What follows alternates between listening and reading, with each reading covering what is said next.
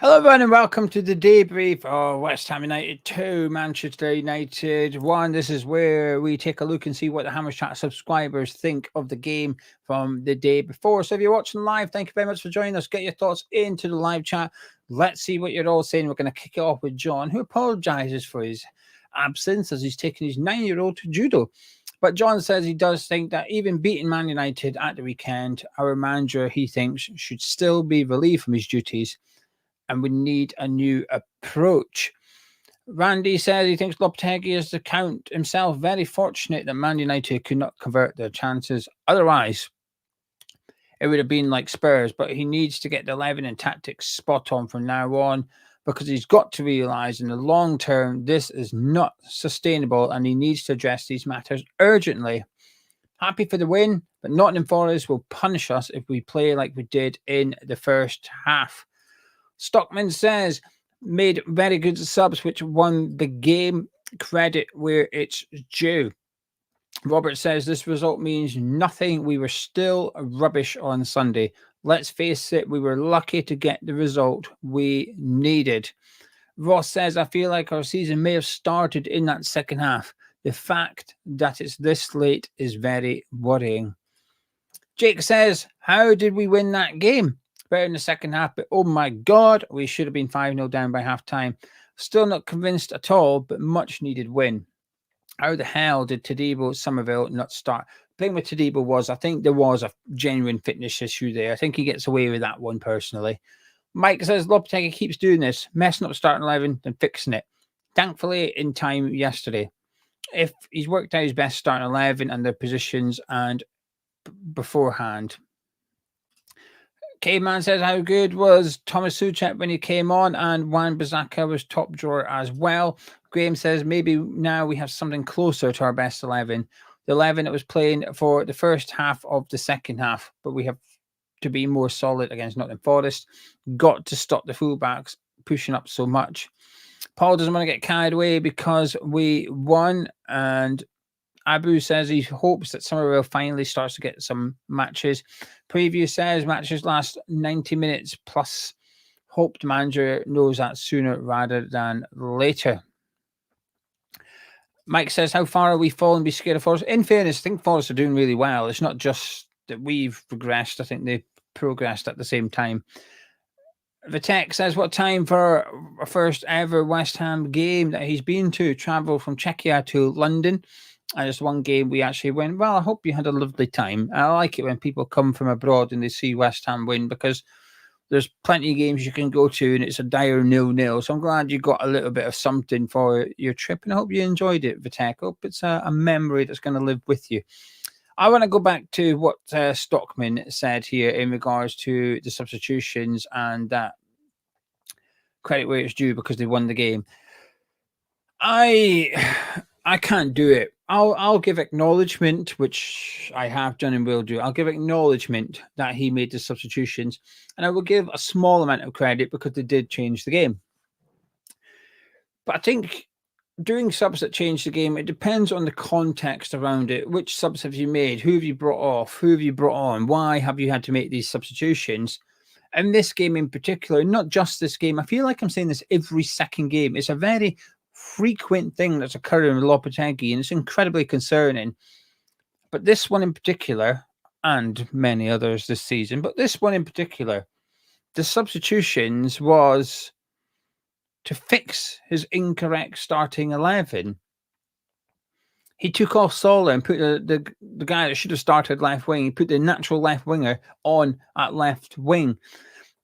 I can't give him credit for that. I can't sit here and say, oh, well done, head coach. You won us the game. Genius. There was nothing clever about it. There was nothing smart about it. He was simply amending what should have been a very easy and obvious decision for him before the game. Not everybody wanted Souček to start. I understand it. However, as somebody that did want Souček to start, when I seen him come on, I thought, well, you're just fixing your previous mistake. Removing Sol and Paqueta are two players that hadn't done anything prior to this game in order to start this game. So all you were doing was fixing your mistakes. Now, Tadibo came on, had an excellent second half, but I do think there was a fitness issue there. as to why he didn't start. So I'm going to take that one out of the equation, and I'm going to give Lopetegui a pass for that. But those two in particular really frustrated me because, yes, the subs went on to change the game and win it for us. But I do feel, and I strongly feel like they shouldn't have had to be made. They should have started the game. He was simply fixing his mistake. So I will acknowledge that he's identified and fixed his mistake. But the problem is, I'm doing this every second game at the minute, acknowledging that Lopetegui's fixing his mistakes. I would give far more credit if, for example, Jarrod Bowen was having a stinker and he took Bowen off, put Summerville on, Summerville went and won us the game. I'd be sitting here applauding him, saying that is fantastic management because you've made a big call taking Jarrod Bowen off, but he didn't. The call he made was to take off the player that shouldn't have started playing. But anyway, that's my take on it. Appreciate not everybody agrees, but that's my view. Harrogate says Lopetegui starting two attackers and having one shot on target at home. It couldn't get much worse after that first half. I praise the manager for making changes. However, it could have been over at half time. Lol says the first time he's coming to catch this show live as he's American. Lopetegui got his butt saved only because he faced a manager who had considered it to be worst. Charles says Mavpanos is the best player in the air. He gives balance, especially if Souček isn't on the pitch. Kevin says when Summerville ran to Kudus to say, I claim that position on the left, so Kudus now be put. I don't think he was saying that. I think they're just friends. I don't think he's quite running over going, oi, you've lost your position now. To be fair, Kudus might be hoping he has so that he gets played elsewhere. We'll wait and see. Al Chico says, why do people keep saying the lineup was wrong? Fabianski's right call. Todibo failed the fitness test, so that's forced. Only one that was wrong was Summerville should have started.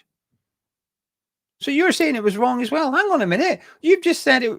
Why are people saying it's wrong? And then you finished it up by saying there was one wrong. So you're also saying the lineup was wrong. Correct me if I'm wrong, but you're querying why people are saying it's wrong, but you're also saying it was wrong. I think two were wrong. Like I said, listen, it wasn't horrifically wrong. I was unhappy with two, personally. John said he's got 50 minutes before he goes to take the little one to judo. There you go, he's just tuned in. I don't think that he has a game plan. I think he's just winging it. I can't present much evidence to say that he's not, John. Finn said I struggle giving credit either for bringing on a natural winger and our best midfielder this season. Exactly that, Finn. Amber Locke says Summerville on the left, Boone on the right. Ings or Fulkrug got front and Kudus in the number 10 role. Ray says clearly Wan-Bissaka can't cross the ball. Who will be responsible for Fulkrug's supply line? We need to be practicing crosses for when he returns. Dave says all it's done is buy Lopetegui time. Don't think he has a tactical nous. There is no acceptable reason to not start Summerville. Michael says foreign coaches like to start weaker teams and go better in the second half to win, hoping other team are tired. Trouble is in Prem, it could be over. Well, at Spurs, weren't it? 3 subs lined up. But by the time they came on, we were 3-1 down. Paul says, watching the game back, and we're right about Souček control. Well, I was right about Souček controlling the game. I'm still unsure about midfield. Don't really like both Rodriguez and Alvarez in there. Randy saying, if I'm honest, I think Lopetegui is truly learning from his mistakes because he doesn't think he's truly learned from his own errors. And again, if he carries on like that, our result, no, not really. Paul says, devil's advocate. Summerville should have started. However, do you think he would have had the same impact from the kickoff? I don't know, Paul. It's possible. It's all, if my auntie had testicles, she'd be my uncle and all that. But I tell you what, he would have had more of an impact from kickoff than Solar did, that's for sure. It's obviously with the benefit of hindsight, but and Ellie said after 5 months, every fan was certain he starts Summerville because he's the best choice and still didn't. He doesn't know his best players 10 games in. It's a joke. Colin said he's going to put his hand up. I thought we were going to get beat. You weren't the only one, Colin. Don't worry about it. Said I will take the win and take the pen. It never was. Still, Lopetegui has to go. Still puzzled to what he's doing. Drake says we rarely win at Forest, and if we start with this weird way of defending, we will lose.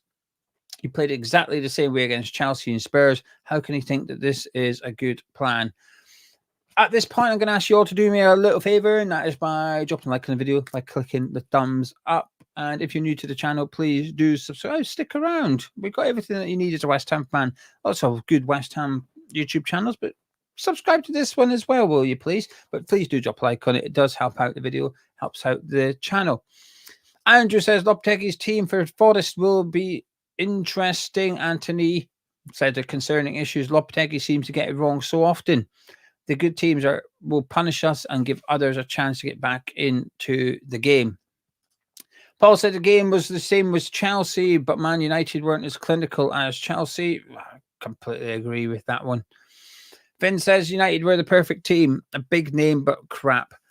I hope this is a jump start, but if we play like that against Nottingham Forest, we will lose. Usual Suspect says the game yesterday really did finish up as the El Sacchio Classico. It did indeed. Dan says Ten Hag blames getting sacked on bendy crossbars and teams playing rusty goalkeepers, making too many saves. Hammerlock says we will know if Lopetegui's learned anything by whether Paqueta starts. I think that's done for me, to be honest with you. I think you could have said this comment 2, 3, 4, or 5 weeks ago. Even if he drops Paqueta, again, I will give him acknowledgement for it, but it feels a few weeks too late. The call was there to be made a few weeks ago, and he's kept on playing him, and I sort of get it, but we're now playing the game of law of averages with Paqueta. You cannot be playing him with faith that he's going to turn up and win us the game or do anything like that or have that Hollywood moment. It's now down to just pure hope, and eventually he's going to do something, and he probably will. Just how long do you wait till you decide enough is enough? Michael says Summerville ran to Kudus because when he was on the bench, he told Kudus, when I get on, I'm going to score. Al Chico says, okay, he got one wrong, but he said that he had a plan in his interview after the game, that being United's tired legs were perfect for Summerville to exploit. I think his game plan worked. Was a dodgy VAR call as part of the game plan? I think that's a thing I wouldn't want to rely on going forward. Harrogate says, I hope Lopetegui is prepared for the Nottingham Forest game. Still big open spaces wide in Forest play Elanga and Hudson-Odoi out wide, so it's a bit worrying for him. Randy says, the only way this could be recoverable is if we pick up 6 points against Forest and Everton. Then on paper, that's 9 points. At least there would be something to build on, just more time. Yeah, I think so. I think 4 points. If he can get a draw at Forest and beat Everton, I think that would be a good return. When we're going into the previous international break, when we discussed it, I discussed it on the podcast with Frankie, and we said, Spurs, Man U, Nottingham Forest, Everton, what's a good points return? We both said 7 would be good. 2 wins, a draw and a defeat, that would be a good return. I'm sticking with that, and it's still on the cards. So I think if we can get 4 points from the next 2 games, that would be a really good points haul. The problem is, I'm looking for more in the next 2 games. I'm looking for something that can convince me that this is sustainable and that there's a plan and that it's working and it's not 4 points by accident, because we won yesterday. This is why I promise you this happened. And this is going to sound crazy, but I bet you I wasn't the only one on the receiving end of this, right? We won. And there was a Man United fan in particular I wanted to text because during the week there was a little bit of this and that. As you do, it's a little bit of fun, right? Winding each other up. And we won. So I messaged him. I just sent him a gif of Jarrod Bowen, actually. I just sent him a Jarrod Bowen thing. And he genuinely replied slagging me off as if we'd just been beaten. He genuinely replied taking the piss out of me, even though we just won. And the worst thing is, he was right. The way he was taking the piss out about how crap we were and how lucky we were and good luck like over the next few weeks and stuff, right? So we won the game and I went to take the piss out of him and end up him taking the piss out of me because of the way that we played. And he had a valid point. So I don't think I was the only West Ham fan to receive abuse after winning yesterday, and I didn't really have much of a defense apart from the fact that we won. I just sent him a screenshot of the on flash score, the score 2-1. I just sent him that, and he didn't reply. So I needed to have the last word. But when he tried to have a conversation about the game, he took the piss out of me. He made it 2-2. Scooby said I could have pushed for Amarim in the summer, but Sullivan goes cheap. Pay peanuts, get monkeys. DiCanio said Lopetegui planned on Man U missing 4 chances. Trust the process. Troz says a good manager drops or has a word with Paqueta months ago. Finn says you can say the game plan worked. It did, but we should have been 3-0 down at halftime. So was that part of the game plan as well? Mark said need to give 1 or 2 young players a chance in the first team instead of not playing them. The thing with the young players, we've got a couple in around the squad at the minute. Lewis Orford's possibly the one closest in regards to who is at the club, and Casey as well, those 2 in particular. But our best young players are out on loan currently, so it's a little bit difficult to give them an opportunity, because I think the ones that are maybe most ready for the first team currently are not at West Ham. And sometimes I do these videos, I think, don't mention Patreon, do not plug Patreon. He did it the other day, so this isn't really a plug for it. It's an accidental one. On Patreon, on Patreon for the Mild Addicts and Addicts every week now this season, I've been doing a loan report video, just 15 minutes, just talking about the players that are out on loan. We've got 14 of them, how they've got on over the weekend, midweek, if they did anything, showing the highlights as well. So luckily, the last loan report, we got a goal from Freddie Potts, from Gideon Kadua, as well as Kyle Marshall. So I had 3 goal clips to show them and just discuss how players are getting on. It's been good for me because it's meant that I've had to research these players a little bit more than I usually would. And I think some of the young players are having good spells out on loan at the minute. So the ones closest to the first team, I would argue, aren't actually at the club right now. I think there's only 2 players at the club that are close to first team football. That's Lewis Orford and Caelan Casey. But I think Orford in particular, I think, needs a loan spell prior to playing for the first team. So I'm kind of chilled about the lack of youth prospects in the team at the minute. The crunch time is when those players start coming back to West Ham. Caveman said playing with Solar is like playing with 10 men. Can someone tell him what he does apart from pick up yellow cards and run around? I'm still waiting to see, to be honest with you. I don't know anything about him prior to him arriving, so I'm discovering him. And it's actually difficult to discover him because he doesn't do much other than what you stated. Ken thinks Paqueta needs to go. He'd rather have Guilherme playing in his place, even if he's out of position.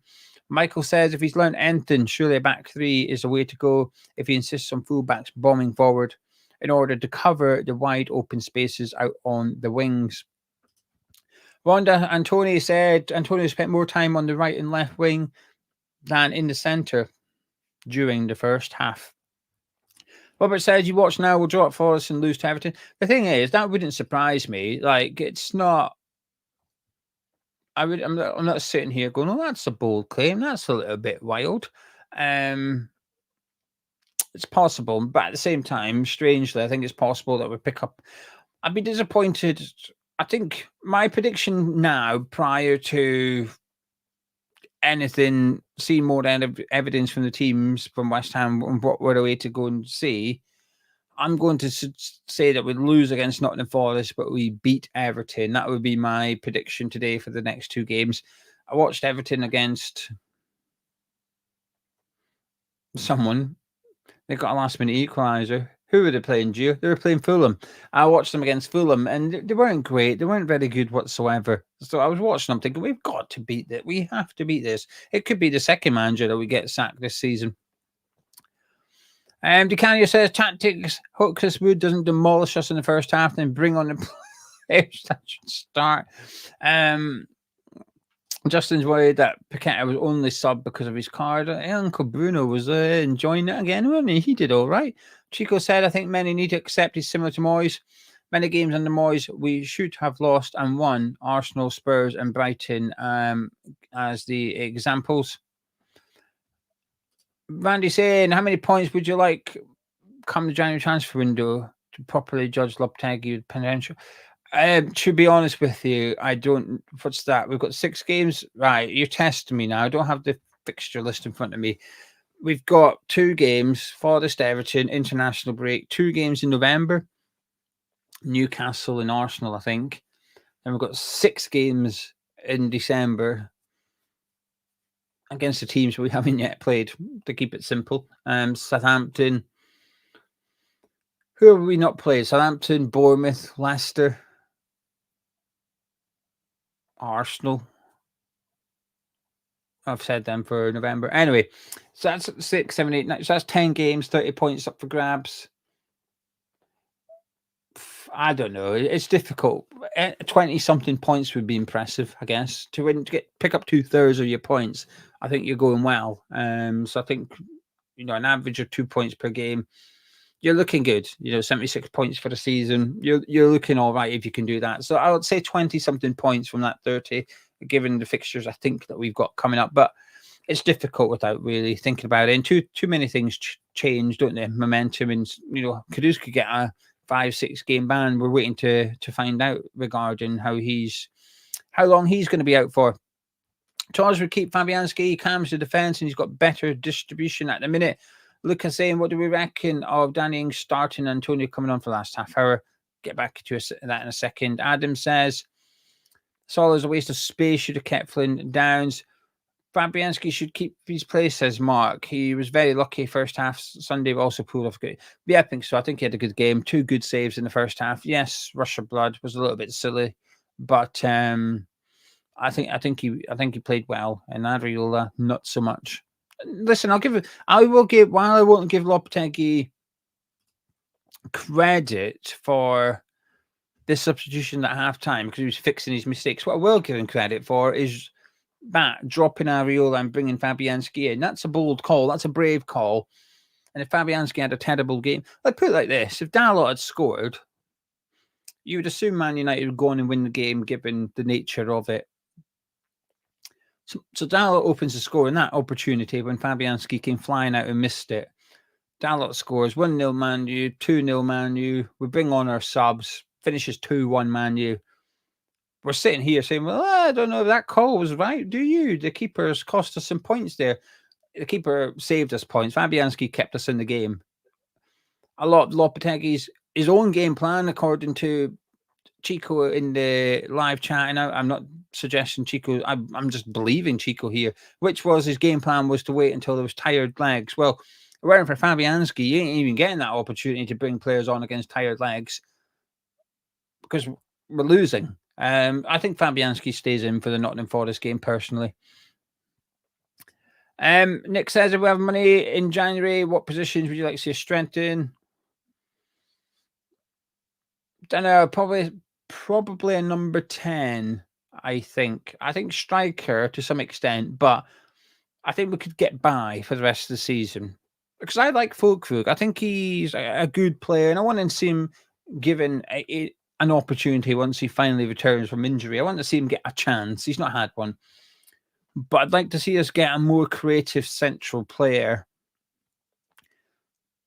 on the assumption that Paqueta's banned, and even if he's not, he's next to useless. So I'd like to get somebody in. Who that player is, don't know. Slim pickings in January. Will Man City be willing to let James McAtee go out on loan? Probably not, but that would be my first protocol. Chelsea with Carney Chukwuemeka. Is there anything we could do there? Chelsea have got a few players. Is there someone we could get in on loan from Chelsea for the remainder of the season? I've been looking at a low-cost signing to a loan signing for 6 months, and pray it's Jesse Lingard and not Calvin Phillips-esque type impact. Andy Rue would like Cunha. I think the thing is, though, Cunha wasn't great at Wolves under Lopetegui, funnily enough. Cunha got better once Lopetegui left and Gary O'Neill took over. Now, that does coincide with, when he first arrives in the Premier League, Lopetegui's there, and he was the first 5 months in the Premier League for Cunha was Lopetegui. And then once he's settled into the Premier League, Gary O'Neill's now there. So it is maybe a coincidence given Cunha just adapting to the Premier League and life in England. But it could also just be the manager thing. So, yeah, Cunha, not sure, just given that Lopetegui failed to get the best out of him at Wolves, and Gary O'Neill has got the Cunha that we see today. John saying, are we already at the stage with the manager where, like the previous one, when he needs a victory to guarantee a stay of execution, he gets one? Moyes versus Everton and Lampard springs to... No. I'm going to say no. I understand why you think that, John. I understand why a lot of people think that.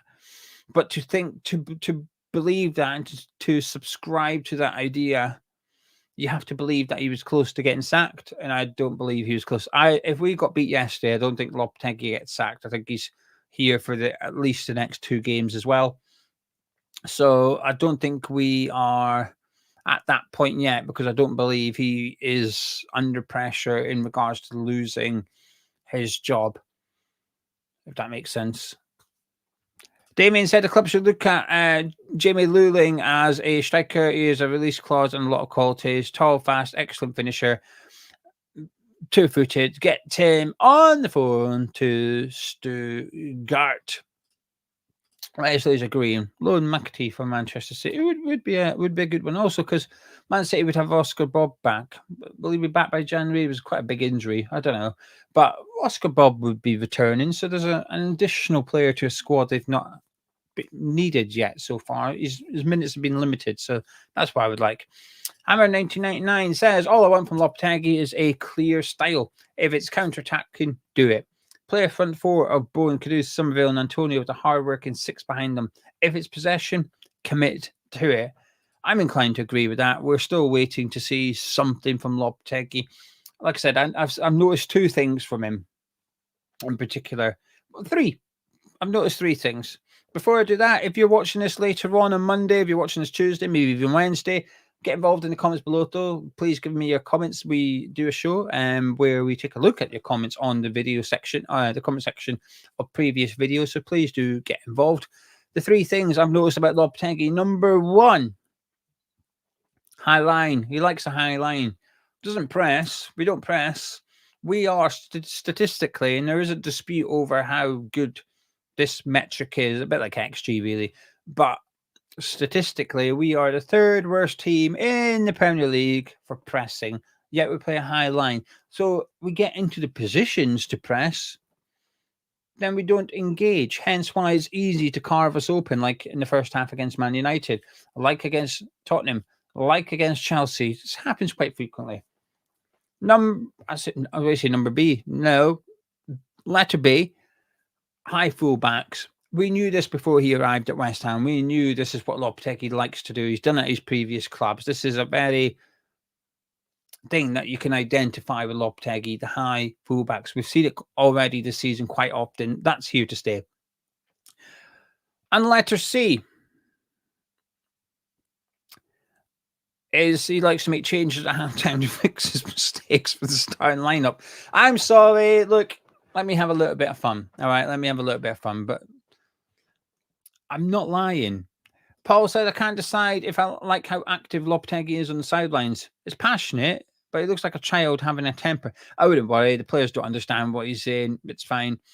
Lucas said he likes Mbolo as a striker option. Big and fast Antonio with stamina.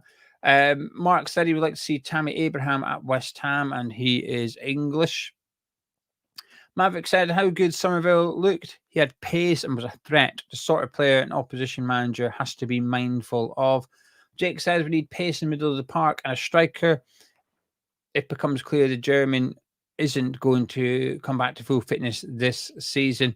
Brian said Lopetegui doesn't start Summerville against Nottingham Forest. He will be Lopetegui out. He's hanging on by a thread with himself. Randy says January is going to be important. If points-wise we're in touching distance of European football, we have to address the problematic positions in January and trying to aim for Europe and attack the winner. I completely agree with that, by the way. The last few times we didn't. Last January, went into it in 6th place. Let Ben Rama and Fanals leave. Teal Kerr left. We got in Calvin Phillips. Not good enough. Didn't qualify for European football. A couple of seasons before that, we were... I think we were 4th when Jesse Lingard joined. We were 4th. We actually dropped to 6th, but again, good signing. But what happens if we just got that one more? The one this summer that we got, there was Slaven Bilic 4th, didn't invest, finished 7th. Sam Allardyce had us 4th at Christmas. Obviously, he was off. He knew he was off. Gave up. I think we finished in the bottom half, didn't we? Did we not finish 11th, 12th that season? Allardyce's last season, we finished 12th. But we were 4th at Christmas, but we just did nothing in the January transfer window. So we always miss a big opportunity in January transfer window. It's because I think sometimes Sullivan has a small club mentality. And when we go into January transfer and doing 6, I think his attitude isn't, wow, let's get European football. I think his attitude is, hey, we're not going to get relegated. Don't need to spend any money because we're fine. We're all right. Just ain't getting relegated. No need to spend. And I think he's guilty of just not having that ambition to try and get. I always think one player in January, you get one player that can make a big impact. Jarrod Bowen, Thomas Souček, Jesse Lingard. It's possible. You get one player to make a big impact in January, you are laughing. It's possible. It's not easy, but it's possible. And this is where when I want to see Tim Steidten shine. Come on, Mr. Transfer Guru. Where's the guy in Belgium or in France or whatever? Where's the guy out there who's not going to cost an arm and a leg because people don't know much about him? You can bring him in and he can make a big difference just like that. This is where I want to see Tim Steidten show what he's got, what he's about. In the summer, spending over 150 million, anyone can spend 150 million. Todibo for 40 million. Fulkrug for 25 million. Summerville. Everyone knew all these players. Everyone knows who all these players are. Go get a Thomas Souček. That's what you got to go get. You earn your crust. Go get the guy in. Shin says he considers this a transition season. Wayne is bad. Summerville, Kilman, Wan-Bissaka are ace signings. Bowen and Kudus are top drawer. Patience, Grasshopper. Nick said the only thing I'm clinging on to is that it's a lot harder than we think to reverse the damage Moyes did in his final 2 years. I don't buy into that one personally. I think it's not for me. I don't think Moyes did damage. I don't think it's a thing. Even if we agreed, I don't believe this, but I'm gonna just go with it for the next minute. Even if I agreed that Moyes installed, I don't even know what you're suggesting is the bad damage. I don't know, unhappiness. Well, surely they're all buzzing that he's left, so that doesn't add up. If it's defensive football, well, we spent 150 million in the summer. If you are still, you can't change the way we play after spending 150 million, and you've got big problems because I've seen managers do it on less with the same players. I can't buy in. I can't buy into that thing personally. I'm not. I ain't having it, that one. Anyway, right then, I'm gonna leave it there. Otherwise, I'll be here all evening. Thank you very much for joining me. It's been much appreciated. It's been a pleasure. I enjoy doing this show and seeing what you're all thinking.